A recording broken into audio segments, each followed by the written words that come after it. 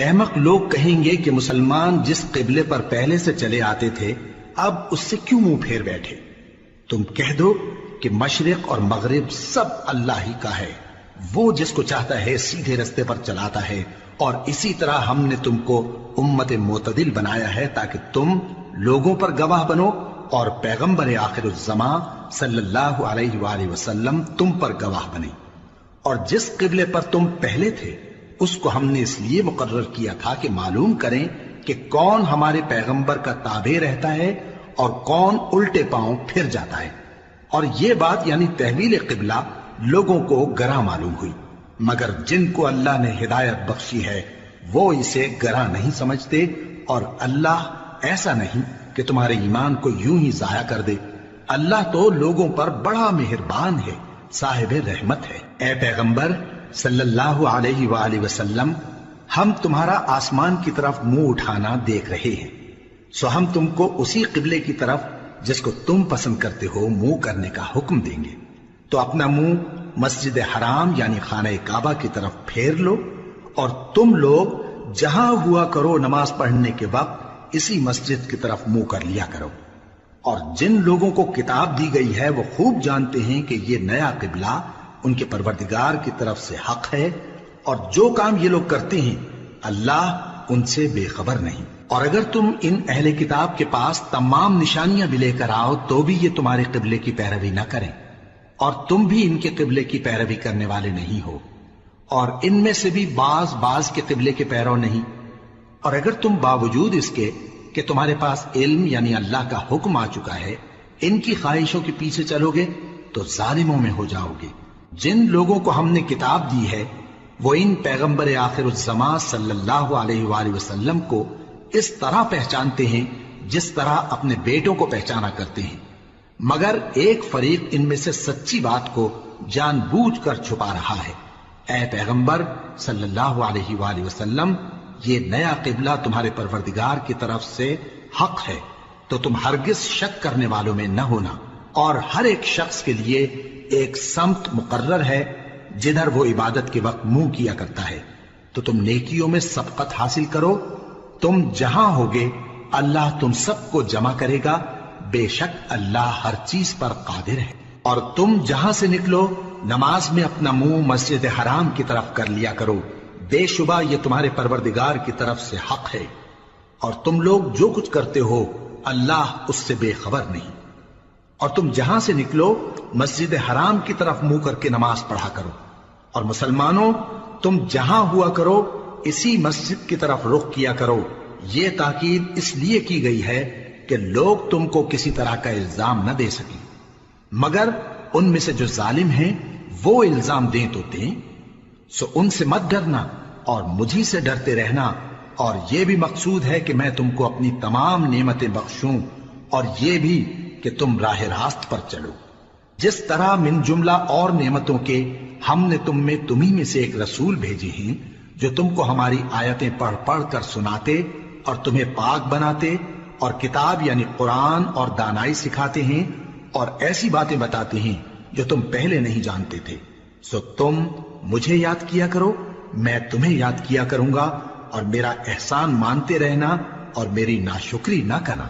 اے ایمان والو، صبر اور نماز سے مدد لیا کرو، بے شک اللہ صبر کرنے والوں کے ساتھ ہے۔ اور جو لوگ اللہ کی راہ میں مارے جائیں ان کی نسبت یہ نہ کہنا کہ وہ مرے ہوئے ہیں، وہ مردہ نہیں بلکہ زندہ ہیں، لیکن تم کو شعور نہیں۔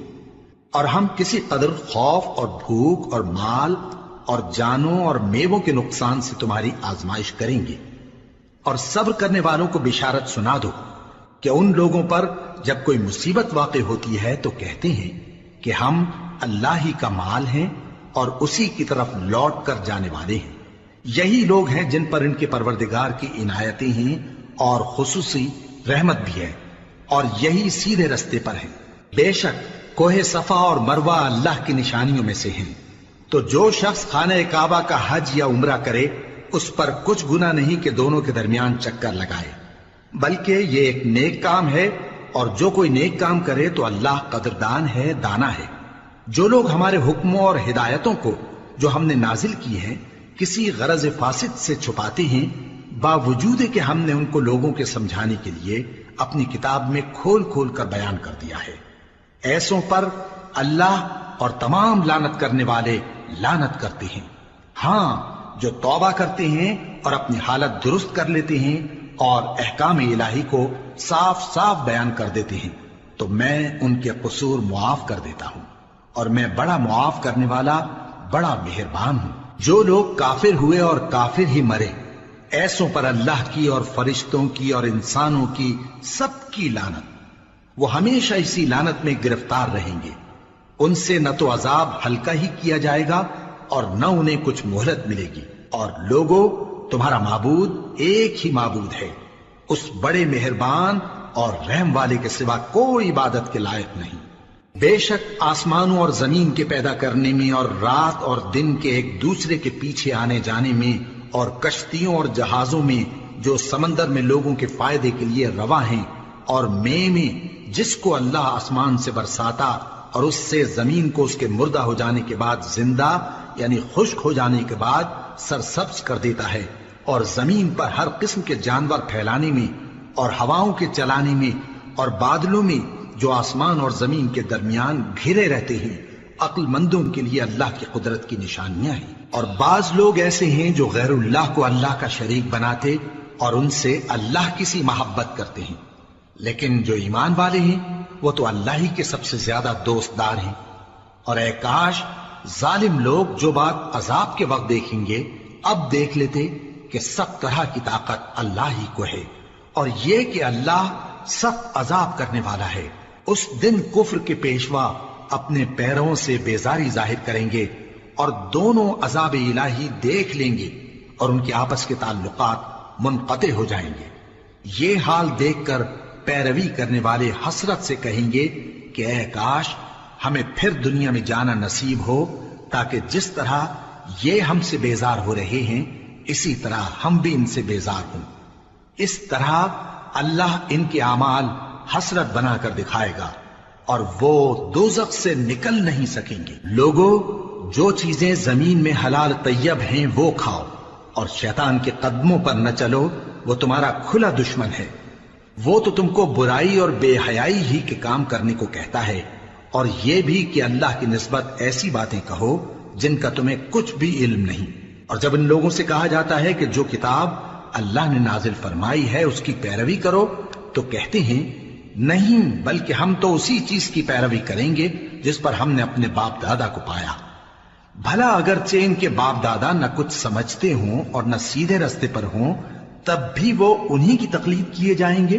جو لوگ کافر ہیں ان کی مثال اس شخص کی سی ہے جو کسی ایسی چیز کو آواز دے جو پکار اور آواز کے سوا کچھ سن نہ سکے۔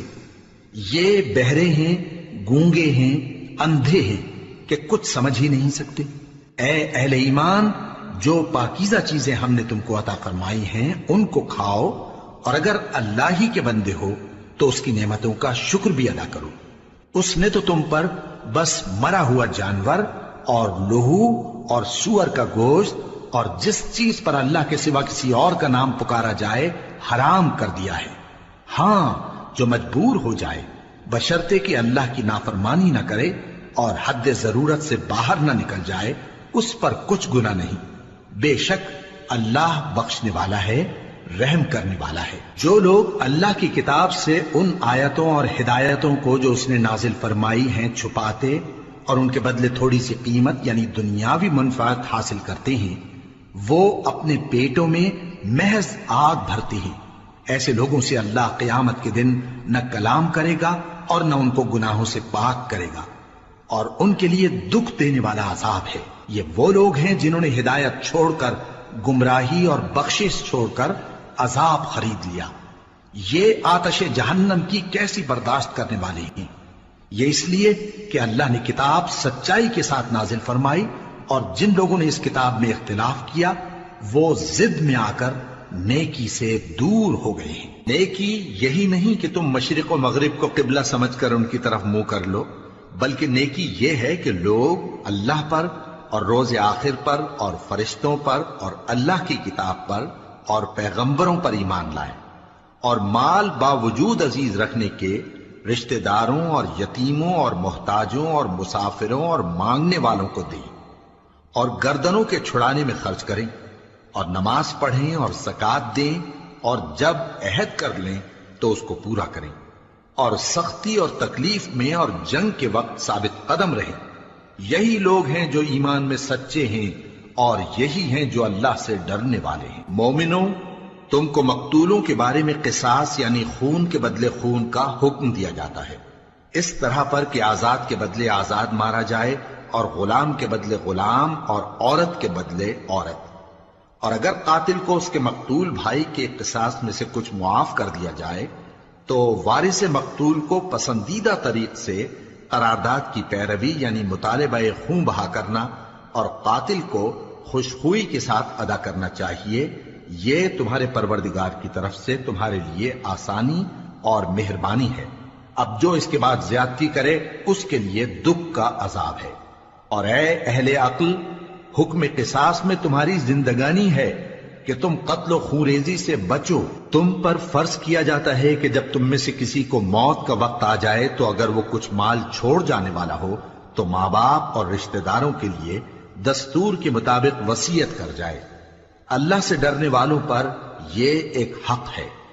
پھر جو شخص وصیت کو سننے کے بعد اس کو بدل ڈالے تو اس کے بدلنے کا گناہ انہی لوگوں پر ہے جو اس کو بدلیں، اور بے شک اللہ سنتا جانتا ہے۔ اب اگر کسی کو وصیت کرنے والے کی طرف سے کسی وارث کی طرفداری یا حق تلفی کا اندیشہ ہو تو اگر وہ وصیت کو بدل کر وارثوں میں صلح کرا دے تو اس پر کچھ گناہ نہیں، بے شک اللہ بخشنے والا ہے، رحم والا ہے۔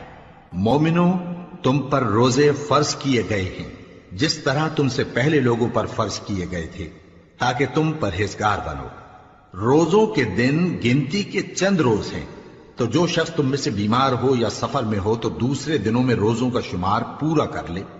اور جو لوگ روزہ رکھنے کی طاقت رکھیں لیکن رکھیں نہیں، وہ روزے کے بدلے محتاج کو کھانا کھلا دیں۔ اور جو کوئی اپنی مرضی سے زیادہ نیکی کرے تو اس کے حق میں زیادہ اچھا ہے، اور اگر سمجھو تو روزہ رکھنا ہی تمہارے حق میں بہتر ہے۔ روزوں کا مہینہ رمضان کا مہینہ ہے جس میں قرآن اول نازل ہوا، جو لوگوں کا رہنما ہے اور جس میں ہدایت کی کھلی نشانیاں ہیں اور جو حق و باطل کو الگ الگ کرنے والا ہے۔ تو جو کوئی تم میں سے اس مہینے میں موجود ہو چاہیے کہ پورے مہینے کے روزے رکھے، اور جو بیمار ہو یا سفر میں ہو تو دوسرے دنوں میں روزے رکھ کر ان کا شمار پورا کر لے۔ اللہ تمہارے حق میں آسانی چاہتا ہے اور سختی نہیں چاہتا، اور یہ آسانی کا حکم اس لیے دیا گیا ہے کہ تم روزوں کا شمار پورا کر لو، اور اس احسان کے بدلے کہ اللہ نے تم کو ہدایت بخشی ہے تم اس کو بزرگی سے یاد کرو اور اس کا شکر کرو۔ اور اے پیغمبر، جب تم سے میرے بندے میرے بارے میں دریافت کریں تو انہیں معلوم ہو کہ میں تو تمہارے پاس ہی ہوں۔ جب کوئی پکارنے والا مجھے پکارتا ہے تو میں اس کی دعا قبول کرتا ہوں، تو ان کو چاہیے کہ میرے حکموں کو مانیں اور مجھ پر ایمان رکھیں تاکہ نیک رستہ پائیں۔ روزوں کی راتوں میں تمہارے لیے اپنی عورتوں کے پاس جانا جائز کر دیا گیا ہے، وہ تمہاری پوشاک ہیں اور تم ان کی پوشاک ہو۔ اللہ کو معلوم ہے کہ تم ان کے پاس جانے سے اپنے حق میں خیانت کرتے تھے، سو اس نے تم پر مہربانی کی اور تمہاری حرکات سے درگزر فرمائی، تو اب تم کو اختیار ہے کہ ان سے مباشرت کرو۔ اور اللہ نے جو چیز تمہارے لیے لکھ رکھی ہے یعنی اولاد، اس کو اللہ سے طلب کرو اور کھاؤ اور پیو یہاں تک کہ صبح کی سفید دھاری رات کی سیاہ دھاری سے الگ نظر آنے لگے، پھر روزہ رکھ کر رات تک پورا کرو۔ اور جب تم مسجدوں میں اعتکاف بیٹھتے ہو تو ان سے مباشرت نہ کرو، یہ اللہ کی حدیں ہیں، ان کے پاس نہ جانا۔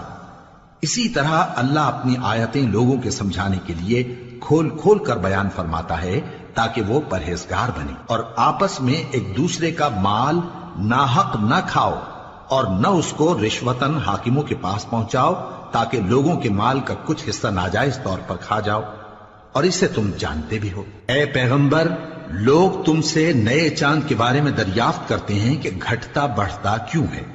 کہہ دو کہ وہ لوگوں کے کاموں کی میعادیں اور حج کے وقت معلوم ہونے کا ذریعہ ہے، اور نیکی اس بات میں نہیں کہ احرام کی حالت میں گھروں میں ان کے پچھواڑے کی طرف سے آؤ، بلکہ نیکوکار وہ ہے جو پرہیزگار ہو۔ اور گھروں میں ان کے دروازوں سے آیا کرو اور اللہ سے ڈرتے رہو تاکہ کامیاب ہو جاؤ۔ اور جو لوگ تم سے لڑتے ہیں تم بھی اللہ کی راہ میں ان سے لڑو، مگر زیادتی نہ کرنا کہ اللہ زیادتی کرنے والوں کو دوست نہیں رکھتا۔ اور ان کو جہاں پاؤ قتل کر دو، اور جہاں سے انہوں نے تم کو نکالا ہے یعنی مکے سے، وہاں سے تم بھی ان کو نکال دو۔ اور دین سے گمراہ کرنے کا فساد قتل و خونریزی سے کہیں بڑھ کر ہے۔ اور جب تک وہ تم سے مسجد حرام یعنی خانہ کعبہ کے پاس نہ لڑیں تم بھی وہاں ان سے نہ لڑنا۔ ہاں اگر وہ تم سے لڑیں تو تم ان کو قتل کر ڈالو، کافروں کی یہی سزا ہے۔ پھر اگر وہ باز آ جائیں تو اللہ بخشنے والا ہے، رحم کرنے والا ہے۔ اور ان سے اس وقت تک لڑتے رہنا کہ فساد نابود ہو جائے اور ملک میں اللہ ہی کا دین غالب ہو جائے۔ پھر اگر وہ فساد سے باز آ جائیں تو ظالموں کے سوا کسی پر زیادتی نہیں کرنی چاہیے۔ ادب کا مہینہ ادب کے مہینے کے مقابل ہے، اور ادب کی چیزیں ایک دوسرے کا بدلہ ہیں۔ پس اگر کوئی تم پر زیادتی کرے تو جیسی زیادتی وہ تم پر کرے ویسی ہی تم اس پر کرو، اور اللہ سے ڈرتے رہو اور جان رکھو کہ اللہ ڈرنے والوں کے ساتھ ہے۔ اور اللہ کی راہ میں مال خرچ کرو اور اپنے آپ کو ہلاکت میں نہ ڈالو، اور نیکی کرو، بے شک اللہ نیکی کرنے والوں کو دوست رکھتا ہے۔ اور اللہ کی خوشنودی کے لیے حج اور عمرے کو پورا کرو، اور اگر راستے میں روک لیے جاؤ تو جیسی قربانی میسر ہو کر دو، اور جب تک قربانی اپنے مقام پر نہ پہنچ جائے سر نہ منڈاؤ۔ اور اگر کوئی تم میں بیمار ہو یا اس کے سر میں کسی طرح کی تکلیف ہو تو اگر وہ سر منڈا لے تو اس کے بدلے روزے رکھے یا صدقہ دے یا قربانی کرے۔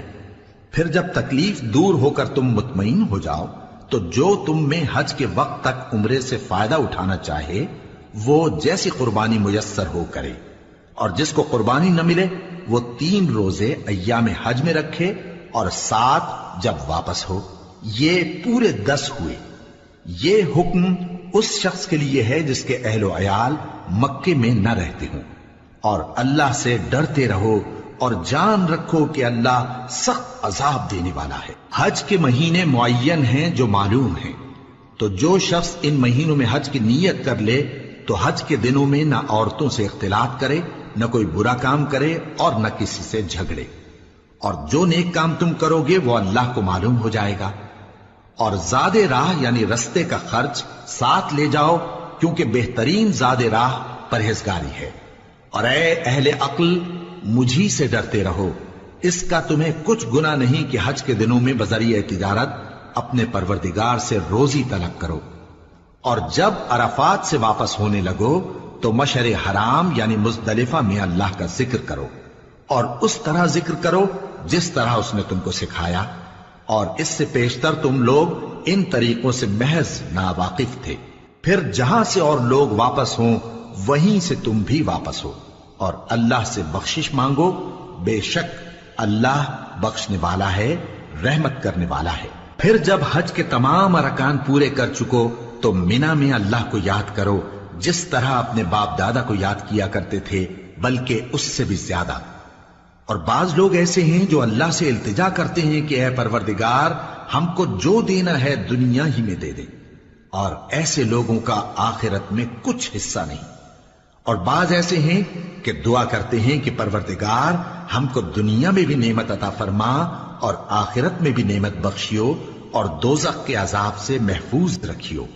یہی لوگ ہیں جن کے لیے ان کے کاموں کا حصہ یعنی اجر نیک تیار ہے، اور اللہ جلد حساب لینے والا ہے۔ اور قیام منا کے دنوں میں جو گنتی کے دن ہیں اللہ کو یاد کرو، اگر کوئی جلدی کرے اور 2 ہی دن میں چل دے تو اس پر بھی کچھ گناہ نہیں، اور جو بات تک ٹھہرا رہے اس پر بھی کچھ گناہ نہیں۔ یہ باتیں اس شخص کے لیے ہیں جو اللہ سے ڈرے، اور تم لوگ اللہ سے ڈرتے رہو اور جان رکھو کہ تم سب اس کے پاس جمع کیے جاؤ گے۔ اور کوئی شخص تو ایسا ہے جس کی گفتگو دنیا کی زندگی میں تم کو دلکش معلوم ہوتی ہے، اور وہ اپنے معافی ضمیر پر یعنی اس بات پر جو اس کے دل میں ہے اللہ کو گواہ بناتا ہے، حالانکہ وہ سخت جھگڑالو ہے۔ اور جب پیٹ پھیر کر چلا جاتا ہے تو زمین میں دوڑتا پھرتا ہے تاکہ اس میں فتنہ انگیزی کرے اور کھیتی کو برباد اور انسانوں اور حیوانوں کی نسل کو نابود کر دے۔ اور اللہ فتنہ انگیزی کو پسند نہیں کرتا، اور جب اس سے کہا جاتا ہے کہ اللہ سے خوف کر تو غرور اس کو گناہ میں پھنسا دیتا ہے، سو اس کو جہنم کافی ہے اور وہ بہت برا ٹھکانہ ہے۔ اور کوئی شخص ایسا ہے کہ اللہ کی خوشنودی حاصل کرنے کے لیے اپنی جان بیچ ڈالتا ہے، اور اللہ بندوں پر بہت مہربان ہے۔ مومنوں، اسلام میں پورے داخل ہو جاؤ اور شیطان کے پیچھے نہ چلو، وہ تو تمہارا کھلا دشمن ہے۔ پھر اگر تم احکام روشن پہنچ جانے کے بعد لڑکھڑا جاؤ تو جان رکھو کہ اللہ غالب ہے، حکمت والا ہے۔ کیا یہ لوگ اسی بات کے منتظر ہیں کہ ان پر اللہ کا عذاب بادل کے سائبانوں میں نازل ہو اور فرشتے بھی اتر آئیں اور کام تمام کر دیا جائے؟ اور سب کاموں کا رجوع اللہ ہی کی طرف ہے۔ اے پیغمبر، بنی اسرائیل سے پوچھو کہ ہم نے ان کو کتنی کھلی نشانیاں دیں، اور جو شخص اللہ کی نعمت کو اپنے پاس آنے کے بعد بدل دے تو اللہ سخت عذاب کرنے والا ہے۔ اور جو کافر ہیں ان کے لیے دنیا کی زندگی خوشنما کر دی گئی ہے اور وہ مومنوں سے تمسخر کرتی ہیں، لیکن جو پرہیزگار ہیں وہ قیامت کے دن ان سے اوپر ہوں گے۔ اور اللہ جس کو چاہتا ہے بے حساب رزق دیتا ہے۔ پہلے تو سب لوگوں کا ایک ہی مذہب تھا، لیکن وہ آپس میں اختلاف کرنے لگے تو اللہ نے ان کی طرف بشارت دینے والے اور ڈر سنانے والے پیغمبر بھیجے اور ان پر سچائی کے ساتھ کتابیں نازل کی تاکہ جن امور میں لوگ اختلاف کرتے تھے ان کا ان میں فیصلہ کر دے۔ اور اس میں اختلاف بھی انہی لوگوں نے کیا جن کو کتاب دی گئی تھی، باوجود کہ ان کے پاس کھلے ہوئے احکام آ چکے تھے، اور یہ اختلاف انہوں نے صرف آپس کی ضد سے کیا۔ تو جس امر حق میں وہ اختلاف کرتے تھے اللہ نے اپنی مہربانی سے مومنوں کو اس کی راہ دکھا دی، اور اللہ جس کو چاہتا ہے سیدھا رستہ دکھا دیتا ہے۔ کیا تم یہ خیال کرتے ہو کہ یوں ہی بہشت میں داخل ہو جاؤ گے، اور ابھی تم کو پہلے لوگوں کی سی مشکلیں تو پیش آئی ہی نہیں؟ ان کو بڑی بڑی سختیاں اور تکلیفیں پہنچیں اور وہ صعوبتوں میں ہلا دیے گئے، یہاں تک کہ پیغمبر اور مومن لوگ جو ان کے ساتھ تھے سب پکار اٹھے کہ کب اللہ کی مدد آئے گی۔ دیکھو اللہ کی مدد ان قریب آیا چاہتی ہے۔ اے نبی، لوگ تم سے پوچھتے ہیں کہ اللہ کی راہ میں کس طرح کا مال خرچ کریں۔ کہہ دو کہ جو چاہو خرچ کرو، لیکن جو مال خرچ کرنا چاہو وہ درجہ بدرجہ اہل استحقاق یعنی ماں باپ کو اور قریب کے رشتہ داروں کو اور یتیموں کو اور محتاجوں کو اور مسافروں کو سب کو دو، اور جو بھلائی تم کرو گے اللہ اس کو جانتا ہے۔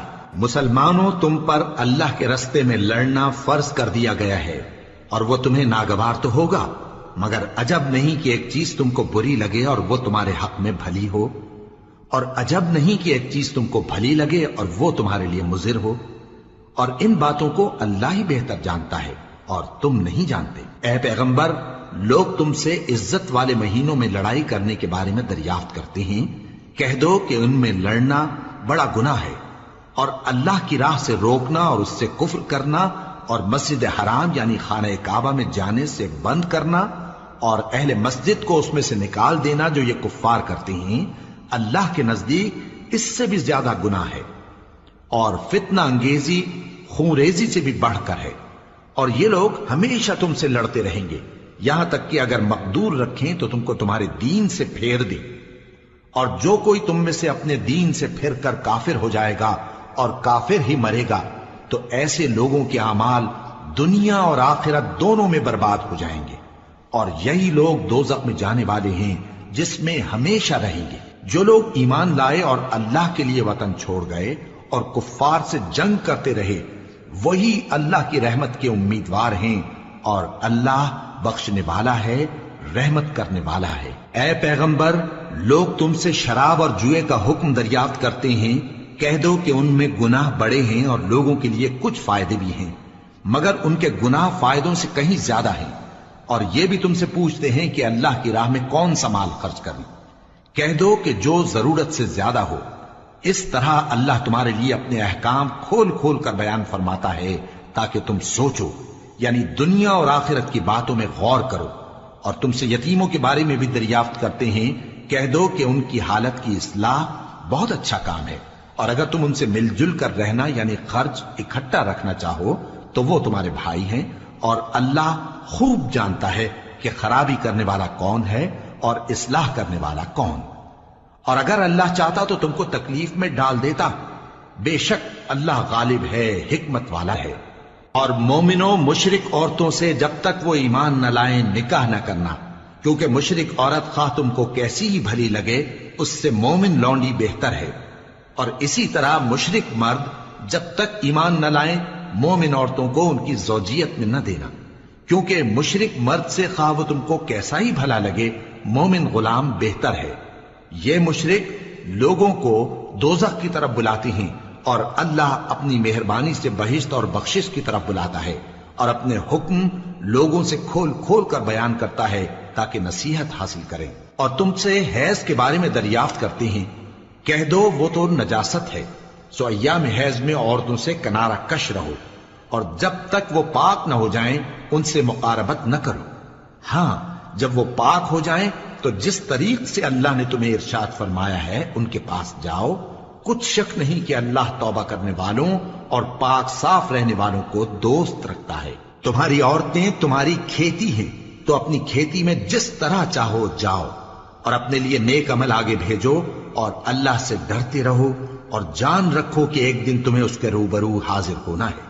اور اے پیغمبر ایمان والوں کو بشارت سنا دو، اور اللہ کے نام کو اس بات کا ہیلا نہ بنانا کہ اس کی قسمیں کھا کھا کر سلوک کرنے اور پرہیزگاری کرنے اور لوگوں میں صلح و سازگاری کرانے سے رک جاؤ، اور اللہ سب کچھ سنتا ہے، جانتا ہے۔ اللہ تمہاری لغو قسموں پر تم سے مواخذہ نہیں کرے گا، لیکن جو قسمیں تم قصد دلی سے کھاؤ گے ان پر مواخذہ کرے گا، اور اللہ بخشنے والا ہے، بردبار ہے۔ جو لوگ اپنی عورتوں کے پاس جانے کی قسم کھا لیں ان کو 4 مہینے تک انتظار کرنا چاہیے۔ اگر اس عرصے میں قسم سے رجوع کر لیں تو اللہ بخشنے والا ہے، مہربان ہے۔ اور اگر طلاق کا ارادہ کر لیں تو بھی اللہ سنتا ہے، جانتا ہے۔ اور طلاق والی عورتیں 3 حیض تک اپنے تئیں روکے رہیں، اور اگر وہ اللہ اور روز قیامت پر ایمان رکھتی ہیں تو ان کو جائز نہیں کہ اللہ نے جو کچھ ان کے شکم میں پیدا کیا ہے اس کو چھپائیں۔ اور ان کے خاوند اگر پھر موافقت چاہیں تو اس مدت میں وہ ان کو اپنی زوجیت میں لے لینے کے زیادہ حقدار ہیں۔ اور عورتوں کا حق مردوں پر ویسا ہی ہے جیسے دستور کے مطابق مردوں کا حق عورتوں پر ہے، البتہ مردوں کو عورتوں پر 1 درجہ فضیلت ہے، اور اللہ غالب ہے، صاحب حکمت ہے۔ طلاق صرف 2 بار ہے، یعنی جب 2 دفعہ طلاق دے دی جائے تو پھر عورتوں کو یا تو بطریق شائستہ نکاح میں رہنے دینا ہے یا بھلائی کے ساتھ چھوڑ دینا۔ اور یہ جائز نہیں کہ جو مہر تم ان کو دے چکے ہو اس میں سے کچھ واپس لے لو۔ ہاں اگر زن و شوہر کو خوف ہو کہ وہ اللہ کی حدوں کو قائم نہیں رکھ سکیں گے تو اگر عورت خاوند کے ہاتھ سے رہائی پانے کے بدلے میں کچھ دے ڈالے تو دونوں پر کچھ گناہ نہیں۔ یہ اللہ کی مقرر کی ہوئی حدیں ہیں، ان سے باہر نہ نکلنا، اور جو لوگ اللہ کی حدوں سے باہر نکل جائیں گے وہ گناہگار ہوں گے۔ پھر اگر شوہر 2 طلاقوں کے بعد تیسری طلاق عورت کو دے دے تو اس کے بعد جب تک عورت کسی دوسرے شخص سے نکاح نہ کر لے اس پہلے شوہر پر حلال نہ ہوگی۔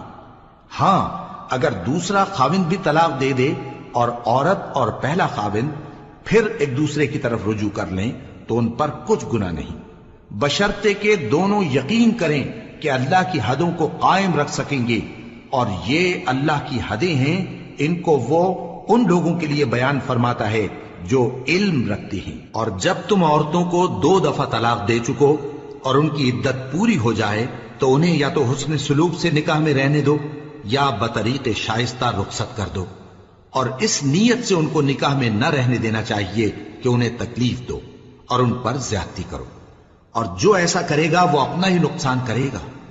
اور اللہ کے احکام کو ہنسی اور کھیل نہ بناؤ، اور اللہ نے تم کو جو نعمتیں بخشی ہیں اور تم پر جو کتاب اور دانائی کی باتیں نازل کی ہیں جن سے وہ تمہیں نصیحت فرماتا ہے ان کو یاد کرو، اور اللہ سے ڈرتے رہو، اور جان رکھو کہ اللہ ہر چیز سے واقف ہے۔ اور جب تم عورتوں کو طلاق دے چکو اور ان کی عدت پوری ہو جائے تو ان کو اپنے شوہروں کے ساتھ جب وہ آپس میں جائز طور پر راضی ہو جائیں نکاح کرنے سے مت روکو۔ اس حکم سے اس شخص کو نصیحت کی جاتی ہے جو تم میں اللہ اور روز آخر پر یقین رکھتا ہے۔ یہ تمہارے لیے نہایت خوب اور بہت پاکیزگی کی بات ہے، اور اللہ جانتا ہے اور تم نہیں جانتے۔ اور مائیں اپنے بچوں کو پورے 2 سال دودھ پلائیں، یہ حکم اس شخص کے لیے ہے جو پوری مدت تک دودھ پلوانا چاہے، اور دودھ پلانے والی ماؤں کا کھانا اور کپڑا دستور کے مطابق باپ کے ذمے ہوگا۔ کسی شخص کو اس کی طاقت سے زیادہ تکلیف نہیں دی جاتی، تو یاد رکھو کہ نہ تو ماں کو اس کے بچے کے سبب نقصان پہنچایا جائے اور نہ باپ کو اس کی اولاد کی وجہ سے نقصان پہنچایا جائے، اور اسی طرح نان و نفقہ بچے کے وارث کے ذمے ہے۔ اور اگر دونوں یعنی ماں باپ آپس کی رضامندی اور صلاح سے بچے کا دودھ چھڑانا چاہیں تو ان پر کچھ گناہ نہیں، اور اگر تم اپنی اولاد کو دودھ پلوانا چاہو تو تم پر کچھ گناہ نہیں، بشرطے کہ تم دودھ پلانے والیوں کو دستور کے مطابق ان کا حق جو تم نے دینا کیا تھا دے دو۔ اور اللہ سے ڈرتے رہو اور جان رکھو کہ جو کچھ تم کرتے ہو اللہ اس کو دیکھ رہا ہے۔ اور جو لوگ تم میں سے مر جائیں اور عورتیں چھوڑ جائیں تو وہ عورتیں 4 مہینے اور 10 دن اپنے آپ کو روکے رہیں، اور جب یہ عدت پوری کر چکیں اور اپنے حق میں پسندیدہ کام یعنی نکاح کر لیں تو تم پر کچھ گناہ نہیں، اور اللہ تمہارے سب کاموں سے واقف ہے۔